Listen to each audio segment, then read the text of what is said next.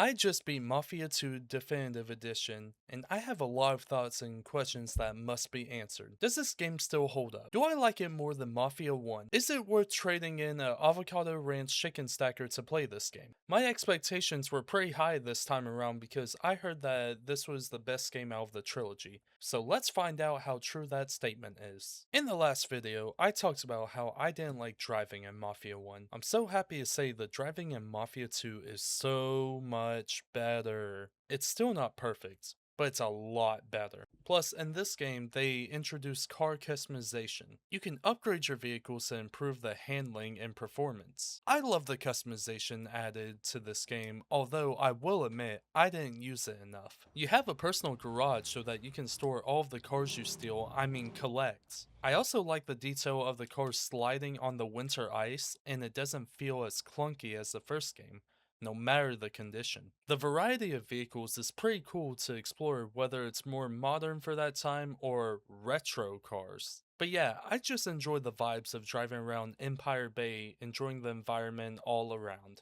Speaking of vibes, the music in this game is so great. I knew this game was special when I was first driving around in the snow in the winter night and Dean Martin's Let It Snow, Let It Snow, Let It Snow started playing. I love that song, and it just fit the vibe of the 1940s Christmas environment. The cool thing about this game is you get a lot of 1940s music, and especially Christmas music, because you start in the winter around Christmas time. However, there is a time skip, and it's mostly sunny rest of the game in the 1950s. So there's a shift in music going from Baby It's Cold Outside to Mr. Sandman. The shift is very obvious, with it going from jazz and Christmas classics to early rock and roll. One funny story I wanted to bring up is there was a mission where something tragic happens to you and you are trying to process everything that happened. Then you get in your car, turn on the radio, and all of a sudden you hear, yes, Tequila by the Champs plays. It made me laugh at the contrast of the music and the situation. All in all, the vibes are just there, and I really enjoyed driving around with the music going. One thing I will say is driving and music are great and all, but personally, I think one of the most important aspects in a game is the story. And let me tell you, ladies and gentlemen, we have a fantastic story on our hands. I really enjoyed the story of Vito and Joe and their life in the Mafia. This feels more like a linear story than the first one because the first one felt like highlights of Tommy Angelo in the Mafia, while this one actually feels like its focus is telling the story of Vito. One of the main things I will point out is I think this story feels less like you're in the Mafia than the first game. The first game was about the family. This game is about Vito. Tommy climbs the corporate-like ladder, while Vito and Joe do petty crimes just to make a quick buck. I don't think that is a bad thing, but I do feel like it's interesting the difference in loyalty to the family between Tommy and Vito. The whole story is interesting and fun to engage in, but there is one particular chapter that I love. That chapter is chapter 14. In this chapter, so much happens within the story, and it is one of the longer chapters in the game, but that is because there's so much to cover. There's a moment in this game that calls back to Mafia 1 that shows that they are in the same universe. I love it because they did it in the most shocking way possible, which had my mouth agape for a few minutes after because of the insane twist. I won't say what it was because I try to stay spoiler free, but if you know, you know. But this was the point in the story that I felt this game is truly special. I think the ending of the game felt a bit off and didn't fully stick the landing, but it did get me wanting to jump straight into the next game to see if I get my questions answered. For a good story, you need good characters.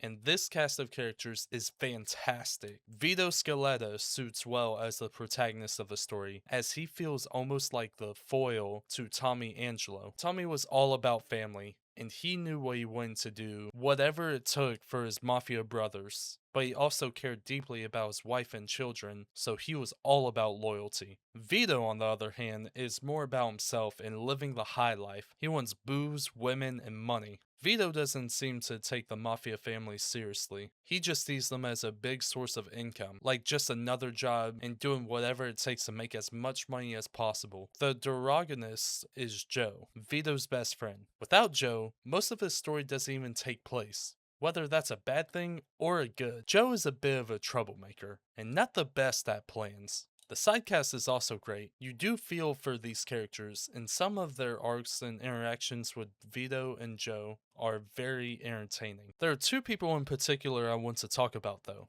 Derek and Steve. These are not good people. They are basically 1950s slave laborers with how they treat their employees. However, they have hilarious interactions. Every time they are on screen together, they make me laugh. I love the dynamic of Derek saying something absurd and crazy and going, "Right, Steve?" And Steve going, "Sure, Derek." What's he up to these days? He's dead. Oh, well, we all gotta go sometime. Right, Steve? Sure, Derek. Overall, though, I did find this game to be funny, and Vito and Joe have a brotherly bond going on to where they even argue like brothers. Like, they even get drunk, and in a turn of events, have to drive across town and bury a body while drunk. At the start of this video, I wanted to see if Mafia 2 truly deserves its crown as the best game in the trilogy. After watching Vito and Joe crawl their way up from petty street thugs to high-rolling made men, I have my answer. It absolutely holds up, and honestly, it easily takes the crown over Mafia 1. While the first game gave us a traditional look at the family, Mafia 2 gives us a much more human, grounded, and often hilarious look at the people inside the suits. It trades blind loyalty for personal survival, and that makes the stakes feel so much higher. So I'll say it. It is worth trading away an avocado ranch chicken stacker, without a doubt. It's a certified classic that every gaming fan needs to experience at least once. The ending might have left me with a ton of questions, but it did exactly what a great sequel should do. It made me immediately want to boot up the next chapter. If you enjoyed this video, hit that like button, subscribe for the upcoming Mafia 3 review, and drop a comment letting me know your favorite chapter. Catch you in the next one.